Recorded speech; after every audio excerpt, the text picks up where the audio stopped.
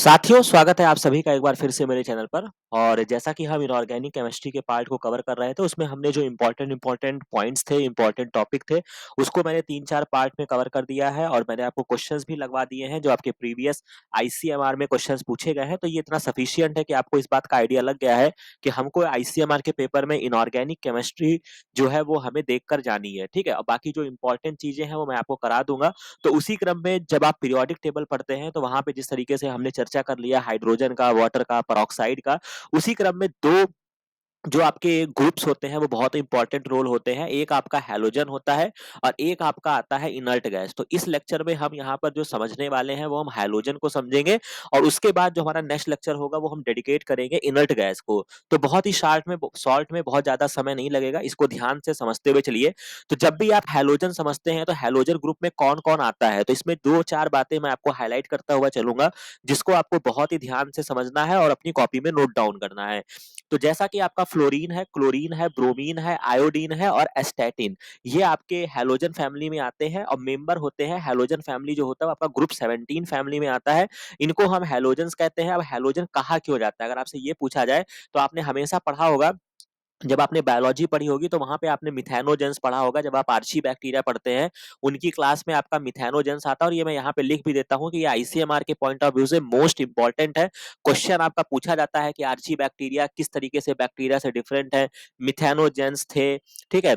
Halophiles उसमें आता था और एक आपका थर्मो एसिडोफिलस। तो ये 3 क्लासेस उनकी होती थी, जिसको आप देख लीजिएगा। उसी में आपका हेलोफाइल्स आता था और हेलो वर्ड का मतलब यही होता है साल्ट, ठीक है? तो जो थोड़े से साल्ट कंडीशन में रहते हैं, मतलब ऐसे पानी में रहेंगे जहां साल्ट की मात्रा ज्यादा होगी, तो हेलो का मतलब साल्ट होता है और जीन्स का मतलब होता है बॉन्ड। तो यानी कि ये साल्ट प्रोड्यूसर होते हैं। तो हेलोजेंस जो होते हैं, वो साल्ट को प्रोड्यूस करते हैं, समझ रहे हो? तो अगर पूछेगा कि which of the following is the salt producer group, तो हम क्या कहेंगे? हेलोजेंस कहेंगे। और हेलोजन का ग्रुप याद रख लीजिएगा, ये आपके ग्रुप 17 के एलिमेंट्स होते हैं, ठीक है? हेलोजेंस जो होते हैं, वो हाईली रिएक्टिव होते हैं, नॉन मेटेलिक एलिमेंट होते हैं, क्योंकि आपने समझा है ना, हैलोजन से कभी आपने कोई मेटल बनते तो नहीं देखा है। तो इसीलिए यहाँ पे कहा जा रहा है कि आपके नॉन मेटेलिक होते हैं और बहुत जगह पे आपने जैसे हैलोजेंस को रिएक्ट करते देखा है। फॉर एग्जांपल, अगर मैं एसिड की बात करता हूँ, HCl है, ठीक है? HBr है, ये सारी चीजें आपने पढ़ी है। या HOCl2 करके आपके बहुत सारे कंपाउंड्स बनते हैं। तो क्लोरीन हो गया, ब्रोमीन हो गया, इनके पास मतलब रिएक्टिविटी पावर बहुत ज्यादा होती है। लाइक ग्रुप 1 एंड ग्रुप 2, जो आपके ग्रुप 1 और ग्रुप 2 होते हैं, element of the group 17 show great similarity amongst themselves. तो 17 यानी कि हैलोजन जो होते हैं, वो ग्रुप 1 और ग्रुप 2 से बहुत ज्यादा सिमिलरिटी को शो करते हैं, जैसा कि हमने ऑलरेडी चर्चा किया था। जब हमने उसको पढ़ रहे थे, हाइड्रोजन को पढ़ रहे थे, तो हमने वहां पे चर्चा किया था किस तरीके से हाइड्रोजन की जो सिमिलरिटी होती है, वो हैलोजन से होती है। तो बहुत ही क्लियर यहाँ तक है, कोई आपको कंफ्यूजन नहीं आएगी। इसके बाद not that much similarity not found in the elements of other group of the periodic table. Also there is a regular gradation in their physical and chemical property में भी वेरिएशन देखने को मिलेगा। और सबसे जो इंपॉर्टेंट चीज है, एस्टैटिन, ये इंपॉर्टेंट है। ये आपका इस ग्रुप का जो रेडियो एक्टिव एलिमेंट है, वो आपका एस्टैटिन है। तो अगर आपसे एग्जाम में पूछेगा, और मैं डेफिनेटली बता रहा हूँ कि बहुत सारे बच्चे इसको 12th लेवल पे पढ़ते हैं, आगे जाके आप भूल गए होंगे, ठीक है? यहाँ पर तो मैं समझूंगा कि ट्राइटियम ही बहुत मुश्किल से लोगों को याद होगा। तो एस्टैटिन तो बहुत दूर की बात है, अगर क्वेश्चन फ्रेम कर दिया तो बहुत सारे लोग छोड़ कर आ जाएंगे। तो इस पॉइंट को याद रखिएगा। एस्टैटिन जो आपका ग्रुप है, ये आपका एलिमेंट है, ये इस ग्रुप का रेडियो एक्टिव एलिमेंट है। ये आपसे घुमा के पूछा कि क्या मुझे हैलोजन फैमिली में क्या मुझे कोई एक रेडियो एक्टिव एलिमेंट देखने को मिलेगा? तो मैं कहूंगा हाँ, मुझे रेडियो एक्टिव एलिमेंट देखने को मिलेगा और उसका नाम क्या है? उसका नाम है स्टैटिन। अब इसके बाद अगर हम अकरेंस की बात करते हैं, तो जैसे अगर आप फ्लोरीन की बात करते हैं, तो mainly as a insoluble fluorides के फॉर्म में होता है, बहुत ही इंपॉर्टेंट है। फ्लोरस्पार के फॉर्म में होता है, क्रायोलाइट होता है, मन करेगा तो याद कर लेना, बाकी बहुत ज्यादा कुछ नहीं करना है। कुछ क्वांटिटी इनकी सॉइल में भी होती है, रिवर वाटर में पाई जाती है, बोन्स में बहुत इंपॉर्टेंट है और टीथ में। आपने पढ़ा होगा, जब आपने कभी टूथपेस्ट भी आप देखते हैं, तो वहां पे क्या लिख कर आता है? अगर आपने कभी टूथपेस्ट के एडवर्टाइजमेंट को देखा होगा, और या इसके अलावा अगर आपने कभी ब्रश को, अगर आपने टूथपेस्ट को अगर आपने कभी पढ़ने का कोशिश करिएगा, तो वहां पे फ्लोरीन जरूर लिखा रहता है कि उसके जो कंटेंट है, उसमें फ्लोरीन है। तो एक बात याद रखिएगा कि आपके फ्लोरीन एलिमेंट ऐसा है जो आपके बोन और टीथ के लिए बहुत ही इंपॉर्टेंट रोल प्ले करता है। अब सी वाटर, जो समुद्र वाटर होता है, उसमें क्लोराइड पाया जाता है या ब्रोमाइड होते हैं, आयोडाइड होते हैं, सोडियम, पोटेशियम, मैग्नीशियम और कैल्शियम के।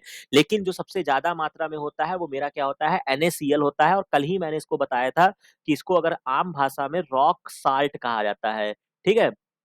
तो इसको याद रखिएगा, ये सब छोटी-छोटी चीज़ों को आप कनेक्ट करना शुरू कर दीजिए। इसके बाद deposit of the dry abscess contain NaCl and carnallite वगैरह होता है, तो आप देख लीजिएगा। Certain form of marine life में आयोडीन पाया जाएगा, ये भी बहुत इंपॉर्टेंट है। जब आप कभी एल्गी पढ़ते हैं, अगर आपको याद होगा, अगर आपने एल्गी बॉटनी में पढ़ा होगा, तो वहाँ पे एक एल्गी ऐसी भी आती थी जो आयोडीन उससे हम प्राप्त करते थे, या उसमें आयोडीन रिचनेस होता था, तो ये आप याद रखिएगा, बहुत ही इंपॉर्टेंट है, ठीक है। तो आयोडीन जो होता है ये भी हमको मरीन सिस्टम में देखने को मिलता है। वेरियस सीवीड्स जो होते हैं उसमें 0.5% आयोडीन होता है, और चाइल्ड साल्टपीटर में आपका 0.2% सोडियम आयोडेट होता है। तो इस पर्टिकुलर पैराग्राफ से जो मुझे समझ के जाना है, तो मैंने क्या-क्या समझ लिया? मैंने ये समझ लिया कि हैलोजन में हैलो का वर्ड ही है साल्ट, तो यानी कि जो साल्ट को प्रोड्यूस करे वो हैलोजन हो गए।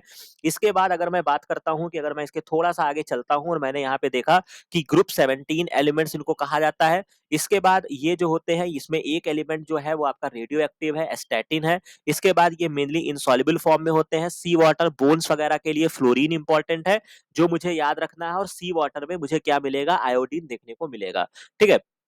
तो इतनी बात मुझे यहाँ पे समझ में आ गई है। अब थोड़ा-सा अगर मैं आगे बढ़ता हूँ, और यहाँ पे एक बहुत ही इंपॉर्टेंट पॉइंट लिखा है कि halogen display smooth variation in their physical property, अगर मैं बात करता हूँ, तो थोड़ी-सी वेरिएशन यहाँ पे देखने को मिलता है। फ्लोरीन और क्लोरीन जो होते हैं वो गैस फॉर्म में होते हैं, ब्रोमीन जो होता है वो आपका लिक्विड होता है, और आयोडीन जो होता है वो सॉलिड होता है। यानी कि जब आपने कभी एलिमेंट्स की स्थिति को पढ़ा होगा, जब वहाँ पे मैटर स्टेट आपने पढ़ा होगा, स्टेट्स ऑफ द मैटर, ये आपका केमिस्ट्री में चैप्टर होता है, ठीक है।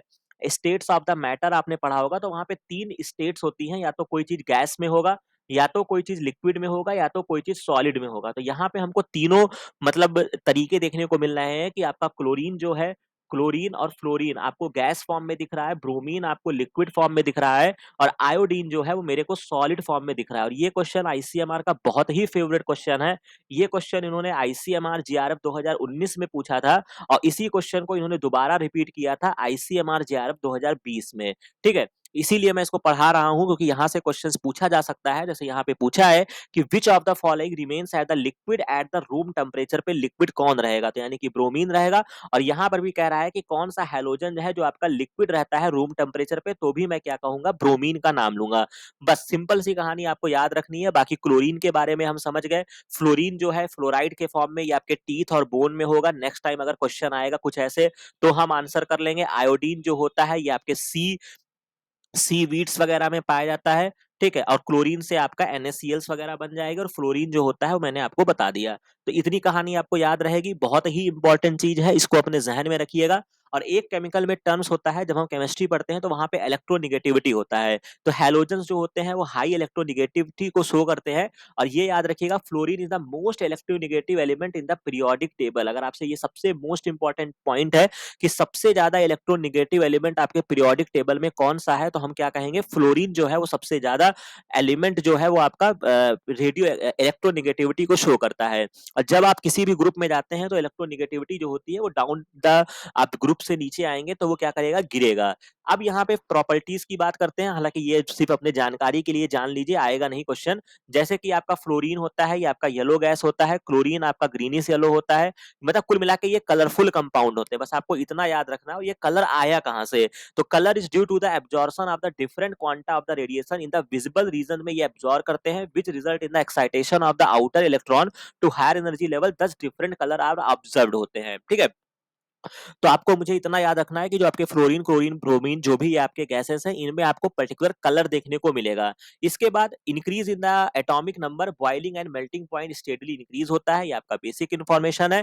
ब्रोमीन एंड आयोडीन जो होते हैं, ये इंपॉर्टेंट चीज है, are sparingly soluble in the water, मतलब बहुत अच्छे से वाटर में डिजोल्व नहीं होते हैं। बट जो आपके सॉल्वेंट होते हैं, जैसे आपका CHCl3 हो गया, CCl4 हो गया, CS2 हो गया, इनपे अच्छे से हाइड्रोकार्बन जो होते हैं ये कलर्ड सोल्यूशन देते हैं। तो आपको इतना बात याद रख लीजिएगा। इसके बाद यहाँ पे बॉन्ड डिसोसिएशन एंथैल्पी के केस में थोड़ा सा वेरिएशन देखने को मिलता है। एक्चुअल में होता क्या है कि जब आप किसी भी ग्रुप में ऊपर से नीचे जाते हैं, तो वो क्या होता है कि हर चीज डिक्रीज होती है, बॉन्ड डिसोसिएशन एनर्जी जो होती है वो घटनी चाहिए, ठीक है। ऊपर से नीचे आने का मतलब है जैसे फ्लोरीन, क्लोरीन, ब्रोमीन, आयोडीन, इस तरीके से आप लिखते हैं, तो ये घटना चाहिए। लेकिन यहाँ पर क्या होता है कि जो क्लोरीन की बॉन्ड डिसोसिएशन एंथैल्पी होती है वो ज्यादा होती है ब्रोमीन से, और फ्लोरीन की कम होती है, समझ रहे हैं। तो ये जो होता है ये इस पैटर्न को फॉलो करता है, जिसको आपको याद रखना होगा। हालांकि इसका रीजन क्या होता है, large electron electron repulsion among the lone pair in the fluoride ions में होता है कंपेयर टू द क्लोरीन। तो खैर इतना समझ में आया तो ठीक है, नहीं समझ में आना है तो यहाँ पे आपको एक मतलब एक अनयूजुअल प्रॉपर्टी आपको बॉन्ड डिसोसिएशन एंथैल्पी में देखने को मिलेगा। अगर मैं किसी भी केमिस्ट्री की बात करता हूँ, बॉन्ड डिसोसिएशन एंथैल्पी जो होता है ऊपर से नीचे की तरफ क्या होता है, कम होता है। लेकिन यहाँ पर क्या है कि आपका फ्लोरीन का कम ऑलरेडी रहता है, तो सबसे ज्यादा मेरे को देखने को मिलेगा क्लोरीन का, उसके बाद मुझे ब्रोमीन का देखने को मिलेगा, फिर फ्लोराइड का देखने को मिलेगा और फिर मुझे आयोडीन का देखने को मिलेगा। तो मुझे इतनी बातें याद रखनी है। इसके बाद अगर मैं कुछ केमिकल प्रॉपर्टीज की बात करता हूं, तो यहाँ पे फ्लोरीन जो होता है यही एक ऐसा एलिमेंट है जो थोड़ा अनयूजुअल प्रॉपर्टी को शो करता है। अब इसको भी थोड़ा सा मैं आपको समझा देता हूँ बहुत ही शॉर्ट में। Due to its small size, high electronegativity, low fluoride fluoride bond dissociation enthalpy, non availability of the vacant d orbital यहाँ नहीं होता है, higher value of electrode potential, fluorine जो होता है बहुत सारे डिफरेंसेस को शो करता है। इसके बाद जो आपका जो आपके आयनिक है, कोवेलेंट रेडियस है, मेल्टिंग और बॉइलिंग पॉइंट है, जो आपका यहाँ पे बढ़ना चाहिए फ्लोरीन के केस में, लेकिन हमको यहाँ पर घटा हुआ देखने को मिलता है, तो बाकी वहां तक नहीं जाएंगे। Most reactions of the fluorine जो होते हैं वो एक्सोथर्मिक होते हैं due to small and strong bond found by, मतलब इस के रिएक्शन में आपको ऊर्जा निकलती हुई देखने को मिलेगी। It forms only one oxo acid, ये बहुत ही इंपॉर्टेंट है, while other halogen number of oxo acids बनाते हैं। ये आप जाके देखिएगा तो फ्लोरीन जो होता है केवल एक ऑक्सो एसिड्स बनाता है, बाकी जितने भी आपके क्लोरीन ब्रोमीन हो गए बहुत सारे एचओ के साथ अपना एसिड्स का फॉर्मेशन करेगा। एचएफ जो होता है ये आपका लिक्विड होता है, ये आपको याद रखना है, below 293 kelvin due to strong hydrogen bonding की वजह से होता है। Other hydrogen halides are gases होते हैं एट द रूम टेम्परेचर। तो ये आपका डेटा बेस्ड क्वेश्चन है, याद कर लीजिएगा। केमिकल प्रॉपर्टीज में हाईली रिएक्टिव होंगे, कोई दिक्कत नहीं होंगे, मेटल या नॉन मेटल के साथ रिएक्ट करके हाईलाइट बनाएंगे, जो हमने ऑलरेडी देखा हुआ है। अब ये हाइड्रोजन के साथ जब रिएक्शन करते हैं तो ये मैंने आपको बताया था कि हाइड्रोजन के साथ हाइड्रोजन हाइलाइट बनाएंगे। Affinity for hydrogen decreases from fluorine से आयोडीन की तरफ क्या होता है, एफिनिटी घटती है। They dissolve in the water to form hydrochloric hydraulic acid बनाते हैं। अब देखिएगा इस तरीके में क्या होता है, अगर मैं इस तरीके से अगर आपको क्वेश्चन लिख के दे दूं, HF, HCl, HBr, HI, ठीक है, तो एसिडिक स्ट्रेंथ सबसे ज्यादा किसका होगा? वैसे तो हम लोग जेनविन HCl को मानते हैं कि बहुत बड़ा मतलब एसिड में काफी ज्यादा इसका स्ट्रेंथ होगा, लेकिन अगर हम इसी में अगर हमने ब्रोमीन के साथ बना दिया और आयोडीन के साथ बना दिया तो जो एसिडिक स्ट्रेंथ होगा वो HI का सबसे ज्यादा होगा, ठीक है, फिर ब्रोमीन का होगा, फिर HCl का होगा। ठीक है, तो जो एसिडिक स्ट्रेंथ होता है वो डाउन टू द ग्रुप क्या होता है, बढ़ता है, इसको याद रखिएगा। और बॉन्ड डिसोसिएशन एंथैल्पी जो होता है वो घट जाती है, स्टेबिलिटी जो होती है वो भी आपकी कम हो जाती है। तो बस मुझे इतनी बातें याद रखनी है, हालांकि वहां तक नहीं जाएंगी, इतना केमिस्ट्री इनको नहीं पूछना होगा। इसके बाद जब आप ब्लीचिंग पाउडर आपने पढ़ा होगा तो जो भी थोड़ा बहुत हैलोजन से होकर गुजरता है, जिसमें क्लोरीन आपका इंपॉर्टेंट होता है, the exact chemical composition of bleaching powder is not known. बाकी ये COCl2 आप इसका नाम याद रखिएगा, जो कि आपको बहुत ही इंपॉर्टेंट है, या बेसिक कैल्शियम क्लोराइड का ये वाला फॉर्मूला होता है। प्रिपरेशन आप कैसे करते हो, कैल्शियम हाइड्रोक्साइड की क्लोरीन से अगर आप रिएक्शन करा दोगे तो ये आपका ब्लीचिंग पाउडर बन जाएगा। और इसके रिगार्डिंग हमने कल जो है वो यहाँ पे चर्चा किया हुआ था।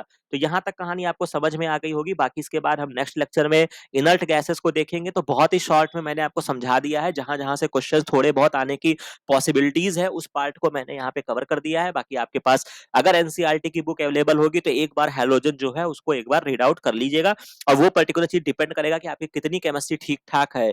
ठीक है, क्योंकि इसी 10 दिन में मैं कोई ऐसा भी नहीं कुछ कर सकता हूँ कि मैं आपको केमिस्ट्री का महान ज्ञाता बना दूंगा। और इवन मेरा भी पार्ट जो है वो मेन फोकस जो होता है वो बायोलॉजी होता है, तो जितना मेरे से हो पा रहा है कि जहां से क्वेश्चंस आपको पढ़ाए जा सके और जो लास्ट मोमेंट पे आपके दिमाग में रह जाए, ठीक है, तो मैं उतने चीजों पे फोकस होके आपको पढ़ा रहा हूँ। बाकी हाँ, मैं आपको कंटेंट बता सकता हूँ कि आपको अगर कोई पर्टिकुलर चीज आपको पढ़नी है तो आपका उसका बेस्ट कंटेंट कहाँ से मिलेगा, वो सारी चीजें मैं आपको गाइड कर रहा हूँ। बाकी बने रहिए इसी तरीके से, एटलीस्ट जितना मैंने पढ़ा रहा हूँ वो तो आपके एकदम फिंगर टिप्स पे होना ही चाहिए।